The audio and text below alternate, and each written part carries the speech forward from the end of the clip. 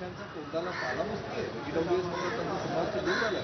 हे पहा, ज्यांनी हे उभं करण्याचा प्रयत्न केला, ज्यांनी याच्यामध्ये पाणी ओतण्याचा प्रयत्न केला, ते रोहित पवार, जे आझाद मैदानात सगळ्यांनी डोळ्यांनी पाहिले, तो संजय राऊत आणि तो निखिल वागळे, त्यांनी स्वतःची जागा तपासावी. दुसऱ्यांना टुकार आणि माझ्यावर टीका करणाऱ्या चाटूंना मला बोलण्याचा अधिकार नाही. आणि ह्या अशा चाटूंनी, संजय राऊत असतील किंवा तो निखिल वागळे असेल, अशा चाटू लोकांनी जे आहे हे असं भरीव घालून माझ्या सामान्य मराठा भावांना, माझ्या सामान्यातल्या सामान्य कष्ट करणाऱ्या मराठा भावांना त्यांची एनर्जी जी आहे, अशा प्रकारे मला असं वाटतंय की त्यांची एनर्जी फार महत्वाची आहे.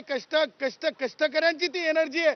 ती एनर्जी पाहता आणि आत्ताची विद्यमान संविधानिक परिस्थिती पाहता मला असं वाटतंय की मराठा भावांनी जे पुस्तक आहे, ज्या पुस्तकाला आपण म्हणतो की कायदा आहे, त्या कायद्याचं वाचन करावं आणि त्या कायद्यातली कलमं पाहावीत, म्हणजे ज्यामुळे त्यांना स्पष्टपणे समजेल की ही काय परिस्थिती आहे आणि काय प्रकार आहे.